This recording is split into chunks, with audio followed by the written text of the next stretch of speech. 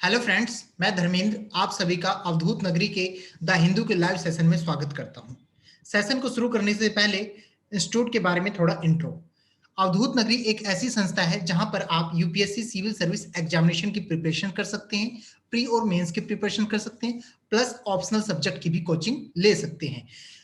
आप दिए हुए रेफरल कोड के द्वारा आप फिर डिस्काउंट प्राप्त कर सकते हैं और अधिक जानकारी के लिए आप हमें फोन भी कर सकते हैं या फिर हमारी वेबसाइट पर विजिट कर सकते हैं। तो आइए आज का सेशन हम शुरू करते हैं। आज डेट है 2 अक्टूबर 2020 और आज कौन सा दिन है सभी को पता होगा। ठीक है, महात्मा गांधी जी का जन्मदिन है और सभी इस चीज को याद रखते हैं, मुझे पता है। ठीक है, तो हम ज्यादा टाइम वेस्ट ना करते हम टॉपिक्स की तरफ बढ़ते हैं। जो टॉपिक्स है हमारे मेनली 3 है और उसमें से भी सबसे इंपॉर्टेंट जो टॉपिक है वो 2 है, कॉन्ट्रेनिंग क्रिटिक और ए स्ट्रेटेजिक डीलिंग विद चाइना। ये 2 इंपॉर्टेंट जो है आज के लिए काफी इंपॉर्टेंट है, वेरी इंपॉर्टेंट टॉपिक्स है आज के हमारे। तो आइए टॉपिक्स को हम स्टार्ट करते हैं। जो कि पहला टॉपिक जो है अपना अनडाइंग एम्बर्स। अनडाइंग एम्बर्स मतलब यानी कि एक जो चिंगारी है जो वो बुझ नहीं पा रही, उसके बारे में बातचीत की जा रही है।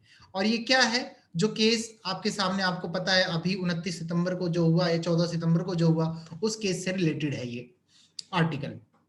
तो चलिए शुरुआत करते हैं। अनडाइंग एम्बर्स, इसमें लिखा है इंक्रीजिंग जेंडर सेंसिटिविटी।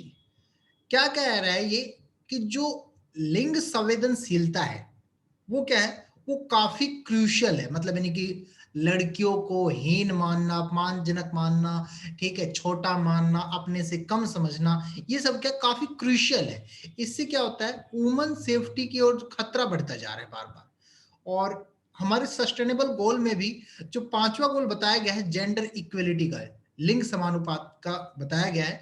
ठीक है, जो कि आज के टाइम में नहीं है, लड़के और लड़की को बराबर भी नहीं समझा जाता है। ठीक है, अब देखिए जो केस था वो केस क्या था, एक्चुअली एक 19 साल की लड़की थी। और देखिए साफ साफ कई बार ये दलित यहाँ पे क्यों स्पेसिफाई कर रखा है, ये कास्ट को शो कर रहा है जो कि नहीं करना चाहिए। अब इतना बुरा इंसिडेंट हुआ है, एक लड़की का रेप होता है, वो बेचारी मर जाती है, तो लोग मतलब यानी कि फिर भी उसके कास्ट के पीछे कि छोटी जाति का है, बड़ी जाति का है, कैसी लड़की थी कैसी नहीं। अरे तुम लोग कास्ट क्यों देख रहे हो, ये देखो ना उसके साथ कितना बुरा इंसिडेंस हुआ है। आप लोग ये देखो, ये चीज समझने की कोशिश करो, लेकिन ऐसा नहीं है। कई न्यूज़पेपर में भी बकायदा उनके कास्ट को स्पेसिफाई किया जाता है और बताया जाता है उनके बारे में, जो कि काफी गलत है। तो यहाँ पर बताया जा रहा है कि 19 साल की लड़की थी जिसका रेप हो गया और हथरस गांव में ये इंसिडेंट हुआ था 14 सितंबर को। इसमें क्या हुआ, वो लड़की बहुत बुरी तरह मतलब नहीं कि घायल हो गई। और मतलब घायल क्या हो गई, रेप करके उसके साथ काफी बुरा इंसिडेंस किया गया, काफी अमानवीय कृत्य किया गया। और जब मतलब यानी कि वो बेचारी अपने जख्मों से हार गई, अपने मतलब यानी कि उस बीमारी से जो उसके साथ इंसिडेंस हुआ था उससे हार गई, उसे झेल नहीं पाई, तो आखिरकार उसने 29 सितंबर 2020 को 2020 को वो भगवान को प्यारी हो गई। ठीक है, तो मतलब काफी दुखद खबर है। ऐसे इंसिडेंट्स हर बार हर साल के हैं, जो कि काफी बुरी चीज है हमारे लिए। ठीक है, बताया जा रहा है कि she was cremated in the dead of the night with their family claiming they had been kept away. देखिए एक चीज और है, हुआ क्या, मतलब यानी कि उनकी फैमिली को रातों रात मतलब यानी कि उसका क्रियाक्रम कर दिया गया और उनकी फैमिली को मिलने भी नहीं दिया गया और उनकी फैमिली को उनसे दूर रखा गया, जो कि ये भी बहुत ही अपमानजनक की बात है। और एक चीज और बताया गया है कि जो वो लड़की है अपनी माँ के साथ जैसे काम कर रही थी और अपने खेतों में फोल्डर इकट्ठा कर रही थी अपनी माँ के साथ। तो उसी दौरान मतलब ये सारे इंसिडेंट्स हुआ है। क्या हुआ, देखो कितने बुरे अमानवीय कृत्य किए गए हैं। उसकी रीढ़ की हड्डी को तोड़ दी गई है, उसकी जीभ को भी काट दी गई है। मतलब क्या आप कह सकते हैं कि वो इंसान कहलाने के लायक है? ठीक है, मतलब ऐसे लोगों के साथ आप सोच सकते हैं कि क्या करना चाहिए, कैसे नहीं। जो ये इनह्यूमन एक्टिविटी है, जो ये इनह्यूमन एक्ट है, मतलब अमानवीय जो कृत्य है, ये काफी ही मतलब यानी कि जो क्या कर रहा है, एक सेक्सुअल वायलेंस को दिखा रहा है यहाँ पर। ठीक है, जो कि यूपी के अंदर केस हुआ है। और इससे ये भी पता लग रहा है कि जो औरतों की जो सुरक्षा की गारंटी है वो भारत में कहीं नहीं है। ठीक है, आपको पता है 2012 में निर्भया का केस हुआ था, सभी इस खबर से मतलब वाकिफ होंगे। निर्भया रेप का केस था और गवर्नमेंट ने फिर उस समय एक कमेटी बनाई थी, जिस कमेटी का नाम था, सॉरी, कमेटी जो थी जस्टिस जेएस वर्मा के द्वारा बनाई गई थी। और उसमें उन्होंने रिकमेंड किया था एक क्रिमिनल लॉ एक्ट जो था उसमें अमेंडमेंट किया था 2013 के अंदर, 2013 के अंदर उसी को मतलब उसी को रिकमेंडेशन के अकॉर्डिंग, ठीक है। और फिर उन्होंने एक बदलाव किया, इंडियन पेनल कोड और दूसरे लॉ थे उसमें उन्होंने बदलाव किया। और फिर उसके बाद बदलाव करने के बाद क्या हुआ, मार्च 2020 में, देखिए 2012 का केस था वो, और मार्च 2020 में जो चारों कन्विक्टेड थे ना गैंगरेप वाले, उन्हें मृत्यु दंड के लिए फांसी पर लटकाया गया। मतलब सोचिए 8 साल लग गए सरकार को, है 8 साल तक बैठ के सरकार ने उन्हें पहले खिलाया, ठीक है, बताओ, उसे उन लोगों को पाला, मतलब यानी कि इतने बुरी हरकत करने के बावजूद भी सरकार इसका सॉल्यूशन करने में इतना टाइम लगा पा रही है, जो कि काफी गलत है। यूपी गवर्नमेंट ने भी क्या किया कि स्पेशल इन्वेस्टिगेशन टीम बैठाई है इसके लिए, ठीक है, कि ये इनकी चेकिंग के लिए, ताकि इसके बारे में इंक्वायरी हो सके। और चीफ मिनिस्टर साहब ने क्या प्रॉमिस कर दिया, कंपनसेशन दे दिया 25 लाख रुपए को और सुरक्षा की गारंटी दी है। अब ये 25 लाख मतलब एक तरह से उस लड़की की कीमत तय कर दी गई, ठीक है। अब आप सोच सकते हैं कि क्या चीजें हो रही है हमारे इस देश में। देखिए जो कास्ट टेंशन है वो क्या बढ़ाता है, वॉयलेंस बढ़ाता है, इनइक्विटीज को बढ़ाता है। और जो सेक्सुअल वॉयलेंस है लगभग वो लोअर कास्ट के ऊपर ज्यादा प्रेशराइज किया जाता है, ठीक है। अब ये सारी चीजें आपने यहाँ पे देखी, तो इन चीजों से क्या आपको पता लग रहा है कि मतलब यानी कि अब हमें क्या करना चाहिए प्रोटेक्टिंग वुमन के लिए, औरतों को रक्षा करने के लिए क्या करना चाहिए? इसका जवाब मतलब यानी कि आप खुद बताएं, आप खुद सोचें कि हम देश की औरतों को, लड़कियों को, महिलाओं को कैसे सुरक्षित रख सकते हैं। आपको एक चीज और बताता हूं मैं, 2019 की जो लेटेस्ट रिपोर्ट थी जो नेशनल क्राइम रिकॉर्ड ब्यूरो की, उसमें यह है कि जो उत्तर प्रदेश है, जो यूपी है ना, उसने सबसे ज्यादा क्राइम केस, वो भी औरतों के खिलाफ, ठीक है, सबसे ज्यादा क्राइम केस रिपोर्ट किया है, एफआईआर दर्ज किया है, जो कि पूरे भारत का 14.7% है। अब सोचिए कि उत्तर प्रदेश इस चीज में कितना आगे है, मतलब यानी कि क्राइम के मामले में, वो भी लेडीज क्राइम के मामले में, ठीक है। तो जो क्वेश्चन था कि भाई प्रोटेक्टिंग वुमेन के लिए क्या करना चाहिए, इसका आंसर आप कमेंट बॉक्स में जरूर दें। अगले जो टॉपिक है हमारे लिए, ये काफी इंपॉर्टेंट है, कॉन्ट्रेनिंग क्रिटिक, मतलब आलोचना करने पर विवश करना, इसका मीन्स होता है आलोचना करने पर विवश करना। देखिए इस टॉपिक में क्या बताया कि जो ह्यूमन राइट्स ऑर्गेनाइजेशन के द्वारा जो रोल प्ले किया गया है किस चीज में, डॉक्यूमेंटिंग और क्वेश्चनिंग करने में, जो भी वो डॉक्यूमेंटिंग करती है, जो भी सवाल जवाब पूछती है, ठीक है, स्टेट फंक्शनिंग में, या फिर जो दूसरे आवश्यक कंपोनेंट होते हैं सिविल सोसाइटी एक्टिविज्म के, वो क्या कर रहा है, डेमोक्रेसी को बढ़ा रहा है, इनहेंसिंग डेमोक्रेसी, ठीक है, डेमोक्रेसी को बढ़ा रहा है। एक एमनेस्टी इंटरनेशनल जो ऑर्गेनाइजेशन है, इसने नोबेल पीस प्राइज भी जीता था 1977 में, और इंडिया ने फ्रीज कर दिया इसके बैंक अकाउंट को। एमनेस्टी क्रिटिकल ने एक रिपोर्ट किया, वो भी मतलब यानी कि कौन से, जम्मू कश्मीर का जो 2019 का मुद्दा था, उसके लिए एक निराकरण, मतलब यानी कि बहुत तीखापन सा दिखाया, जो कि तीखापन रिपोर्ट किया। और ग्लोबली अगर बात करें एमनेस्टी है क्या, एमनेस्टी जो है माइनॉरिटी राइट के लिए जाना जाता है, एंडिंग टॉर्चर के लिए जाना जाता है, एबोलिशन के लिए जाना जाता है, एबोलिशन ऑफ डेथ पेनल्टी, इस चीज के लिए जाना जाता है, और रिफ्यूजी राइट्स के लिए भी जाना जाता है। एमएनएसटी कहते हैं, ये जो ऑर्गेनाइजेशन ये कहते हैं जो भी इसके फाइनेंशियल रिसोर्सेज, जो भी इसने पैसे मतलब यानी कि पाए हैं, फाइनेंशियल रिसोर्सेज है, वो सारे इसके लॉफुली है, कानून के अनुसार है।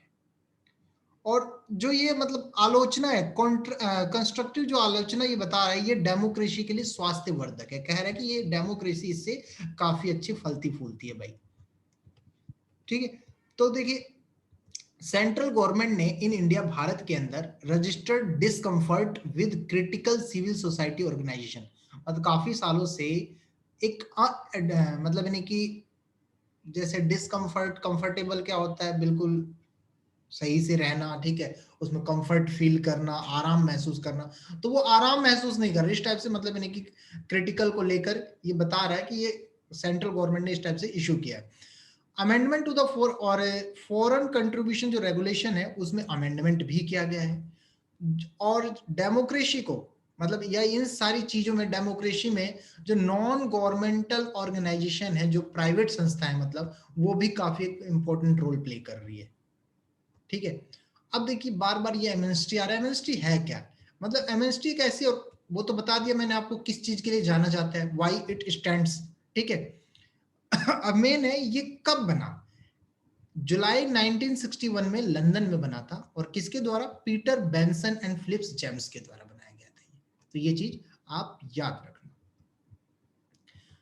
तो अगले टॉपिक की तरफ बढ़ते हैं। अब अगला जो टॉपिक है हमारा, ए strategic dealing with China. Strategic dealing with China, ये टॉपिक पहले भी करवाया जा चुका है, इसके बारे में कुछ कंसेप्ट्स पहले क्लियर हो चुके हैं। अब उसी के बारे में थोड़ा आज भी आया है, तो उसी को हम आगे बढ़ाते हैं कि instead of talking knee jerk, मतलब घुटने का झटका लेने की बजाय ना, retaliatory decisions against China following border flap, India should consider joining the rest of the world in retaining देखो बता रहा है चाइना के साथ भाई इस टाइप से नोकझोंक की बजाय इंडिया को ये कोशिश करनी चाहिए कि दूसरे देशों को अपने साथ जोड़े, ठीक है, अपने साथ जोड़े।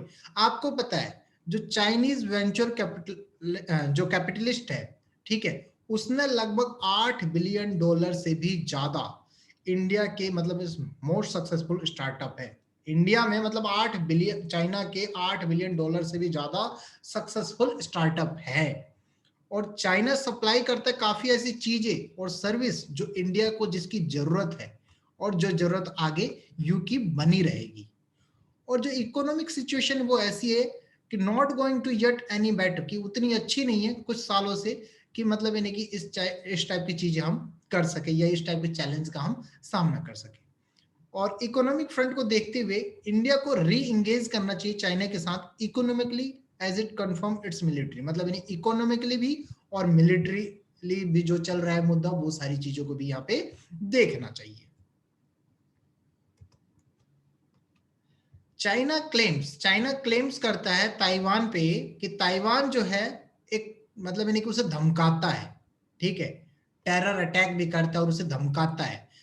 परंतु चाइना ने कभी अपना डेस्टिनेशन या ताइवान को जो एक्सपोर्टिंग है उसे कभी रोका भी नहीं, और जो आउटबाउंड इन्वेस्टमेंट करते हैं वो भी ताइवान के साथ नहीं रोका। जो ट्रेड है चाइना और ताइवान के बीच में वो लगातार बढ़ता जा रहा है 4 सालों से, मतलब यानी कि यूं का यूं स्ट्रॉन्ग बनता जा रहा है। और जो ताइवानीज कहते हैं वो जैसे कि ताइवानीज जो है तो लगभग जो सेलफोन बनाते हैं, आईफोन जो भी है, वो लगभग चाइना की कंपनी से, जो कि ताइवानीज फॉर्म फॉक्सकॉन, जो फॉक्सकॉन है, मतलब यानी कि जो आईफोन वहां पे बनाते हैं, आईफोन का जो, वो लगभग चाइनीज कंपनी से ही परचेज करते हैं। और जो चाइना और सबसे बड़ी टेंशन, मतलब जो चाइना और जो सबसे बड़ा ट्रेडिंग पार्टनर यूएस है, इन दोनों ने भी कभी एक दूसरे के साथ बिजनेस करना बंद नहीं किया, लगातार करते रहे। जो टेस्ला की मैसिव कार है और बैटरी प्लांट है, ठीक है, ये भी चाइना में जा रही है, और अमेरिकन फार्मर आज भी सोया को चाइना में बेच रहे हैं। और जो ब्रोकिंग पॉलिसी ब्रीफ मई 2020 है, 2020 का जो ब्रोकिंग पॉलिसी ब्रीफ है, उससे क्या करे, इंडिया की जो लिमिटेड ट्रेड है उसके साउथ एशिया के साथ बढ़ाने की बात कर रहे हैं, ठीक है। मतलब इनके बता रहे हैं कि जो इंडिया 2005 के बाद जो साउथ एशिया के साथ भी इसका मतलब रिलेशन अच्छे हो चुके हैं, और चाइना लगातार, चाइना भी साउथ एशिया के साथ अपने रिलेशन अच्छे बनाता जा रहा है, व्यापार करता जा रहा है। तो इन चीजों को देखते हुए यहाँ पर ये बताने की कोशिश की गई कि अब भारत को भी ये सारी चीजें छोड़नी चाहिए, ठीक है, और अपने देश को दूसरे देश से जोड़ने के लिए मतलब इस टाइप की प्लानिंग करना चाहिए, ताकि भाई ये सारे मुद्दे जल्दी से जल्द खत्म हो सके और हम इकोनॉमिकली भी स्ट्रांग बन सके। इस टाइप की एक स्ट्रेटेजी रेडी करनी चाहिए, ठीक है, एक स्ट्रेटेजी रेडी करनी चाहिए चाइना के साथ डील करने के लिए। तो आज के जो टॉपिक्स थे हमारे यहाँ पर फिनिश होते हैं। और तो अगर आपको वीडियो अच्छी लगी हो तो कृपया लाइक करें, कमेंट करें, शेयर करें और सब्सक्राइब करें, और साथ ही साथ बेल आइकन पर क्लिक जरूर करें ताकि आपको न्यू और लेटेस्ट नोटिफिकेशन समय पर मिलती रहे। इस लेक्चर की पीडीएफ प्राप्त करने के लिए आप हमारे टेलीग्राम चैनल को ज्वाइन कर सकते हैं, जिसकी डिटेल डिस्क्रिप्शन बॉक्स में दे दी गई है। Thanks for watching guys. आपका दिन शुभ हो।